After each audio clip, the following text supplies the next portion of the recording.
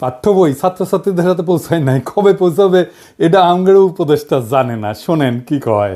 কোনো বছরেই মার্চের আগ পর্যন্ত সব বই দেওয়া হয়নি। কবে নাগাদ সবাই সব বই পাবে এটা আমি জানি না। আপনি ওনারা জিগান আপনি ডায়াপার পাল্টাইছেন কিনা, দেখবেন এটাও উনি জানেন না। আবার আমার দেশে একটা প্রতিবেদন দেখলাম, সেখানে দাবি করা হয়েছে যুবলীগ নেতার ষড়যন্ত্রে পাঠ্য বই পাওয়া বিলম্বিত হইতেছে। নির্ধারিত সময়ের মধ্যে শিক্ষার্থীদের হাতে যেন এনসিটিবি বই তুলে দিতে না পারে সে লক্ষ্যে কলকাঠি নাড়তে শুরু থেকে সক্রিয় হয়ে ওঠে একটি চক্র, যারা অযথা সময় ক্ষেপণ করে লক্ষ্য হাসিল করতে চায়। তাদের মূল লক্ষ্য ছিল অন্তর্বর্তী সরকারকে বিব্রত করা। বিভিন্ন গোয়েন্দা সংস্থা ও এনসিটিবির কর্মকর্তাদের সঙ্গে কথা বলে এর সত্যতা মিলেছে।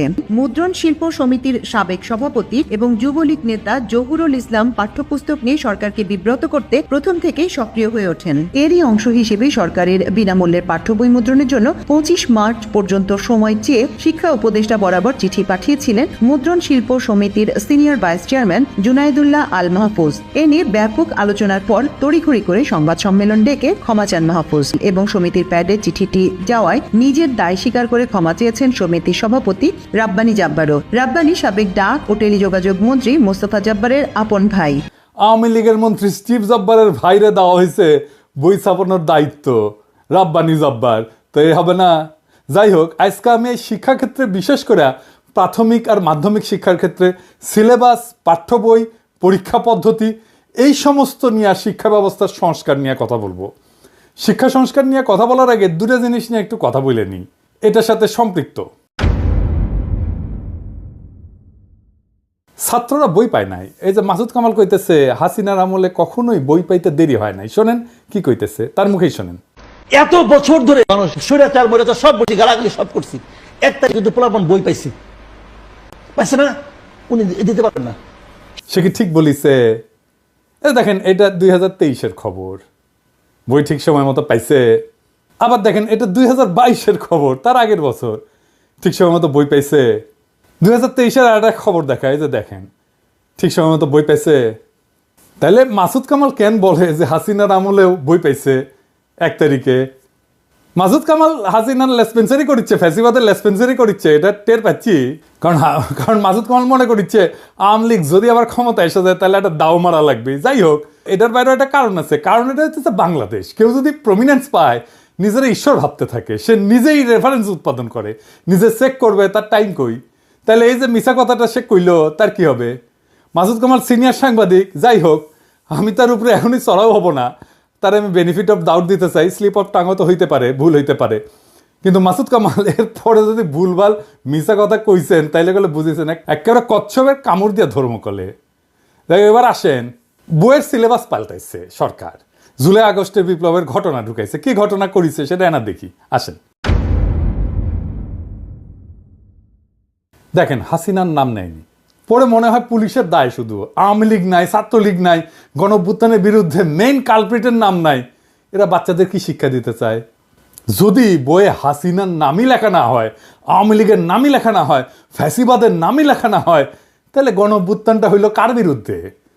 জনগণ তো হাসিনার বিরুদ্ধে দাঁড়াইছে, পুলিশ তো প্রতিরোধ করতে গিয়ে নিপীড়ন করছে হাসিনার অর্ডার নিয়ে।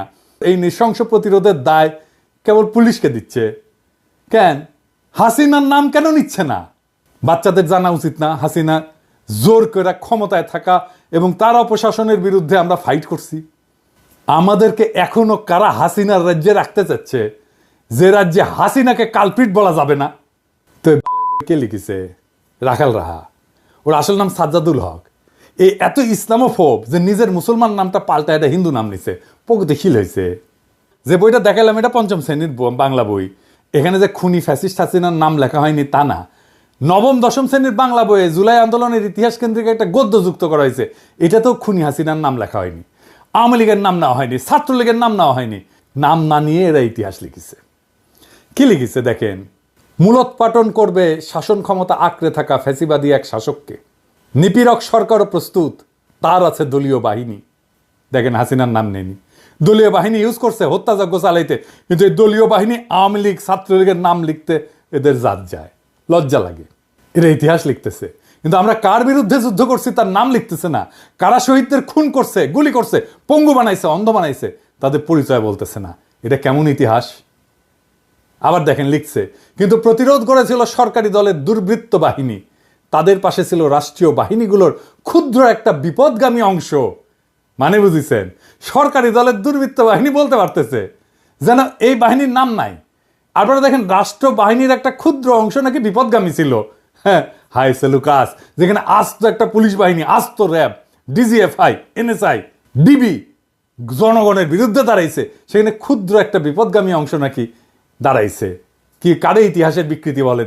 এই ইতিহাস ঘটার 4-5 মাস না যাইতেই এই ইতিহাস বিকৃতি, তাও গণ অভ্যুত্থানের সরকার ক্ষমতায় থাকা অবস্থায়। পরে কি হবে তাইলে ভাবেন। এই বই রাখালরা ঢুকে দেবেন, হারামজাদা বুদ্ধিজীবী চাইতেছে। এবার বুঝেছেন তো কেন আমি বানগু সুশীলগের আর বামদের গেলাই। সিলেবাস নিয়ে হাসিনার আমলে কত কাণ্ড হইতো আপনাদের মনে আছে না? আমি একটার পর একটা এপিসোড করেছি, যে দেখেন কতগুলো এপিসোড করেছি অসঙ্গতিগুলো দেখা দেওয়ার জন্য। সিলেবাস নিয়ে সিরিয়াস কাজ হাতে গোনা বাংলাদেশে কয়েকজন করছে, তার মধ্যে আমি একজন। একবার ঘুণাক্ষরও আমারে কইল না, ভাই আপনার মতামতগুলো কি বলেন, বইগুলো দেখে একটু মতামতগুলো দেন, বলে না। আমি যে খুব জ্ঞানী লোক তা না, কিন্তু আমাকে দেখতে দিলে তো ক্ষতি নাই, তাই না? আমার রিকমেন্ডেশন নিয়েন না, দরকার হইলে একটা মতামত তো ফ্রি পাইতেন, তাই না? রাগালরা যে কাজটা করিচ্ছে, টাকা নিচ্ছে, গাড়িতে ঘুরিচ্ছে, গাড়ি পাইছে একটা ফ্রি, অফিস পাইছে, স্টাফ পাইছে, আমরা তো টাকাও দিতে হতো না। তো সাজেশন নেন না কেন? কারণ হইতেছে রাখালরা শুধু হিন্দু নামই নেয়নি, তার সাথে হিন্দু ধর্মের বর্ণ প্রথাও নিছে। আমি তো নমশূদ্র, তাই আমার সাজেশন নিলে জাত যাবে রাখাল রাহার। রাখাল রাহালকে দেখলে জিগায়েন তো, ওই যে ক্ষুদ্রকালে ওর যন্ত্রের যে কর্তৃত্ব চামড়া আছে না আগা, ওটিকে এবার লেগে নিছে নাকি প্লাস্টিক সার্জারি কইরা। যাই হোক, দেখেন আসিফ মাহতাব উৎস যে নতুন বই নিয়ে কি কইতেছে, ওরাও তো খুশি না। দেখেন তার ভিতরে কি কি দিচ্ছে তার একটা নমুনা কেউ একজন লিক করেছে, এবং এটা আসলেই যে তাদের মধ্যে আছে সেটা আমরা কনফার্ম করেছি। যে একটা গল্প তারা দিয়েছে, এটা আপনারা সব অনলাইনে পাবেন। তো গল্পটার এখানে অনেক সুন্দর সুন্দর কথা আছে, তার মধ্যে আমি একটা পড়ে শোনাই, যেটা পড়তেও আমার ভালো লাগছে। Sundays try to walk like a lady and not like the sluts that you bent on becoming.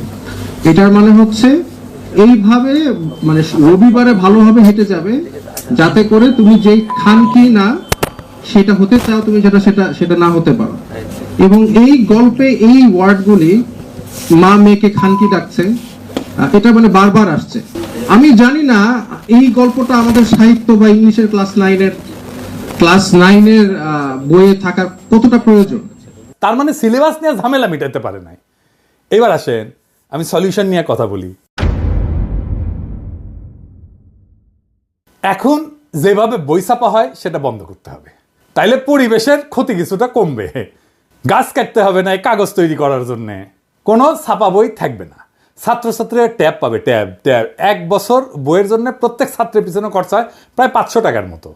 ট্যাবের আয়ুষ্কাল যদি 3 বছর ধরি, তাহলে এই 3 বছরের খরচা মানে 1500 টাকায় বাংলাদেশে একটা উন্নত মানের ট্যাব উৎপাদন করা যাবে, যেটা পড়ালেখা করতে পারবে। চিন্তা করেন কি পরিমাণে কর্মসংস্থান হবে যদি আমরা বাংলাদেশে ট্যাব উৎপাদন করতে পারি। আবার ট্যাবের তো ট্রাবল শুটিং হবে, রক্ষণাবেক্ষণের জন্য নানা উদ্যোগ গড়ে উঠবে, নানা লোক এখানে কাজ করবে। এইটা সব স্কুল মাদ্রাসা একসাথে থাকবে, একটা সেন্ট্রাল ডেটাবেজে ভ্যালিডেটেড চ্যাপ্টার থাকবে, বইয়ের লেখে লেখে ওইখানে ভ্যালিডেটেড চ্যাপ্টার একটা স্টোর করা হবে আর্কাইভে। ওই আর্কাইভে চ্যাপ্টারগুলো থাকবে, বইগুলো লিখবে স্কুল আর মাদ্রাসার শিক্ষকেরা, ভ্যালিডেট করবে একটা বোর্ড।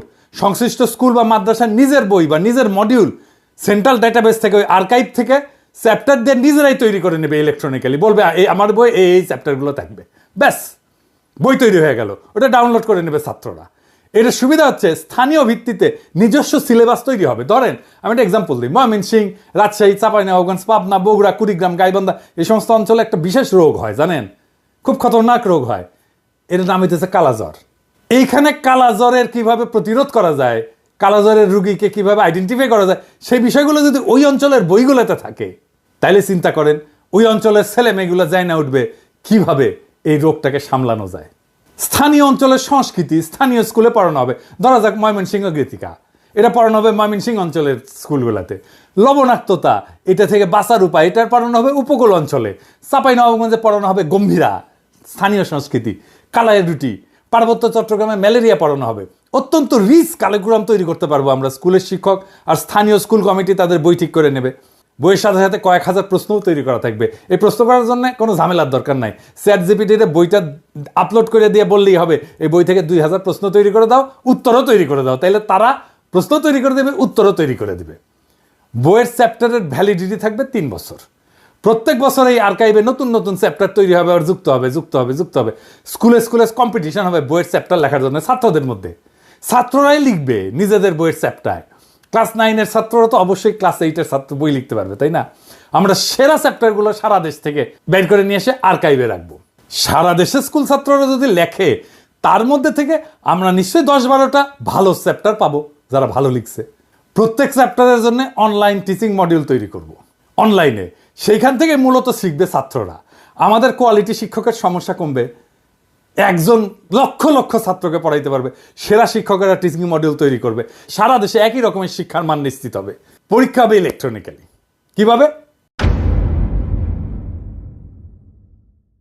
ওই ট্যাব দিয়ে পরীক্ষা দিতে পারবে সবাই। প্রশ্ন র্যান্ডামলি তৈরি হবে অ্যালগোরিদম দিয়া।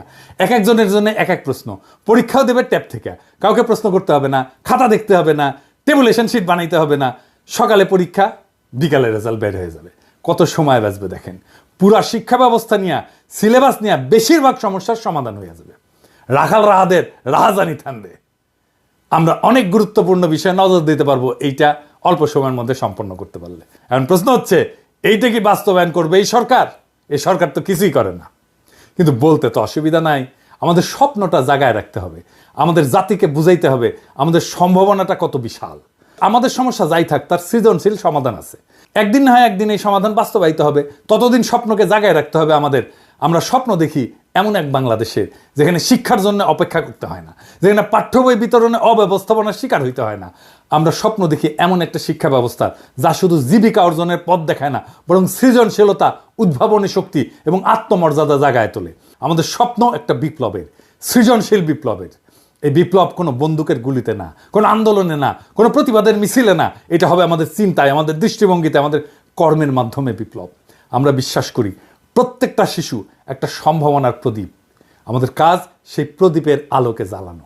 তাদের হাতে কেবল সঠিক বই তুলে দেওয়া না, বরং এমন একটা শিক্ষার প্ল্যাটফর্ম দেওয়া যেখানে তারা নিজেদের শ্রেষ্ঠ সংস্করণ হয়ে উঠতে পারবে, সেই তার বেস্ট ভার্সন হয়ে উঠবে। আমরা চাই প্রত্যেকটা শিশু জানুক যে তারা কেবল ভবিষ্যতের অংশ না, তারা নিজেরাই ভবিষ্যৎ। এই শিক্ষা ব্যবস্থা তাদের আত্মবিশ্বাস, সৃজনশীলতা এবং নেতৃত্বের গুণাবলী গড়ে তুলবে। তারা শুধু স্বপ্নই দেখবে না, তারা স্বপ্ন বাস্তবায়নও করতে শিখবে। এই বিপ্লব আমাদেরকে শুরু করতে হবে। আমাদের চিন্তা, কথা এবং কাজের মাধ্যমে আমরা সেই আগুন চারিদিকে ছড়ায় দেব। আমরা প্রমাণ করব শিক্ষা শুধু এক প্রজন্মকে না, পুরা জাতিকে বদলায় দিতে পারে। আসেন আমরা এই স্বপ্নের অংশ হই। আসেন আমরা সৃজনশীল বিপ্লবের সৈনিক হই। ইনকিলাব জিন্দাবাদ।